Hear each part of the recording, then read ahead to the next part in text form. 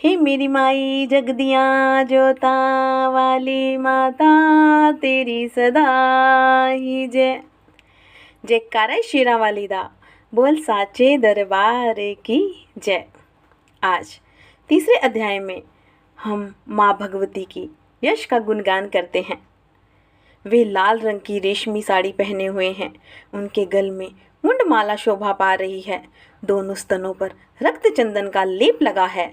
वे अपने कर कमलों में विद्या, अभय व वर नामक मुद्राएं धारण किए हुए हैं और तीनों नेत्रों से सुशोभित मुखारविंद की बड़ी शोभा हो रही है और उनके मस्तक पर चंद्रमा के साथ ही में मुकुट बंधा है तथा वे कमल के आसन पर विराजमान हैं। ऐसी देवी को मैं भक्तिपूर्ण प्रणाम करती हूँ। ऋषि कहते हैं, दैत्यों की सेना को इस प्रकार तहस नहस होते हुए देख महादैत्य सेनापति क्रोध में भरकर अंबिका देवी से युद्ध करने के लिए आगे बढ़ा और वह असुर रणभूमि में देवी के ऊपर इस प्रकार के बाणों की वर्षा करने लगा जैसे बादल के शिखर पर पानी की धार बरसा रहा हो।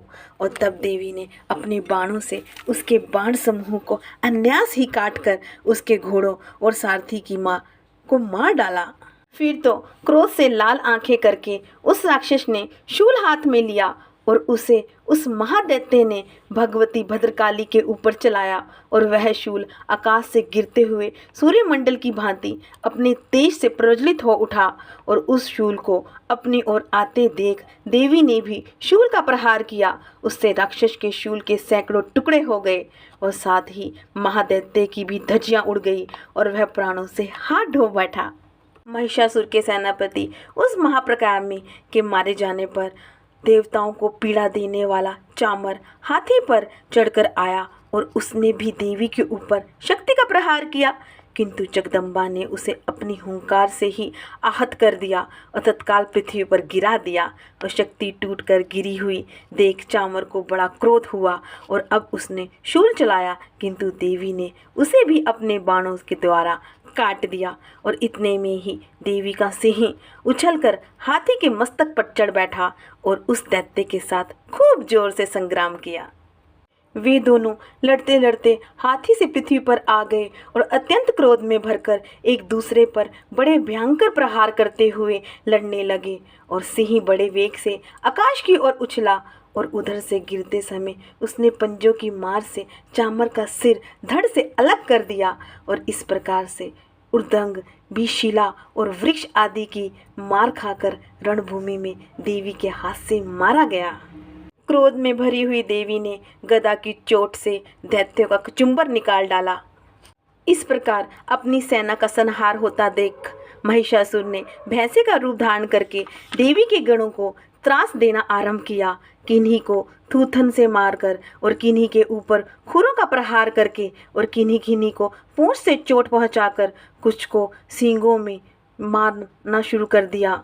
इस प्रकार गणों की सेना को गिराकर वह असुर महादेवी के सिंह को मारने के लिए झपटा और इससे जगदम्बा को बड़ा क्रोध हुआ और उधर महाप्रकामी महिषासुर की क्रोध में भरकर धरती को खुरों से खोदने लगा और तथा अपने सींगों से ऊंचे ऊंचे पर्वतों को उठाकर फेंकने लगा और गर्जना करने लगा और उसके वेग से चक्कर देने के कारण पृथ्वी शुद्ध होकर फटने लगी और उसकी पूंछ से टकराकर समुंदर सब ओर से धरती को डुबाने लगा और हिलते हुए सींगों के आघात से होकर बादलों के टुकड़े टुकड़े हो गए और उसके श्वास की प्रचंड वायु के वेग से उड़े हुए सैकड़ों पर्वत आकाश से गिरने लगे। और इस प्रकार क्रोध में भरे हुए उस महादैत्य को अपनी ओर आता देखकर चंडिका ने उसका वध करने के लिए क्रोध किया। उन्होंने पाश फेंककर उस महान असुर को बांध लिया और उस महासंग्राम में बंध जाने पर उसने भैंसे का रूप त्याग दिया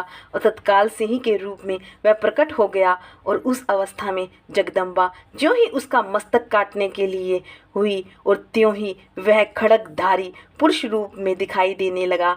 और तब देवी ने तुरंत ही बाणों की वर्षा करके ढाल और तलवार के साथ उस पुरुष को भी बांध डाला और इतने में ही वह महान गजराज के रूप में परिणित हो गया। सूंड से देवी के विशाल सिंह को खींचने और गरजने लगा और खींचते समय देवी ने तलवार से उसकी सूंड काट डाली और तब उस महादैत्य ने पुनः भैंसे का शरीर धारण कर लिया और पहले की भांति चराचर प्राणियों सहित तीनों लोगों को व्याकुल करने लगा। और तब क्रोध में भरी हुई जगत माता चंडिका बारंबार उत्तम मधु का पान करने और लाल आंखें करके हंसने लगी और उधर वह बल और पराक्रम के मद से उन्मत्त हुआ राक्षस गरजने लगा और अपने सींगों से चंडी के ऊपर पर्वतों को फेंकने लगा। और उस समय देवी ने अपने बाणों के समूह से उसके फेंके हुए पर्वतों को चूर्ण की तरह मसल दिया और बोलते समय उसका मुख मधु के मद से लाल हो रहा था और वाणी लड़खड़ा रही थी। देवी ने कहा, ओ मूढ़, और मैं जब तक मधु पीती हूँ तब तक तू क्षण भर के लिए खूब गरज ले और मेरे हाथ से यही तेरी मृत्यु हो जाने पर अब शीघ्र ही देवता की गर्जना करेंगे।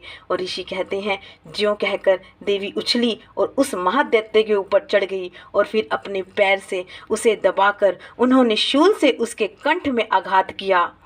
पैर से दबा होने पर महिषासुर अपने मुख से दूसरे रूप में बाहर होने लगा और अभी आधे शरीर से ही वह बाहर निकलने लगा और देवी ने अपने प्रभाव से उसे रोक दिया और आधा निकला होने पर भी वह माँ दैत्य देवी से युद्ध करने लगा। और तब देवी ने बहुत बड़ी तलवार से उसका मस्तक काट दिया और फिर तो हाहाकार करती हुई दैत्यों की सारी सेना भाग गई और संपूर्ण देवता अत्यंत प्रसन्न हुए और देवताओं ने महर्षियों के साथ दुर्गा देवी का स्तवन किया और गंधर्वराज गाने लगे तथा अप्सराएं नृत्य करने लगी। शक्ति ने धर्म की रक्षा करी, सभी देवों ने यश गाया, माँ ने महिषासुर का वध किया और यह तीसरा अध्याय कहलाया। प्रेम से बोलो जय माता दी।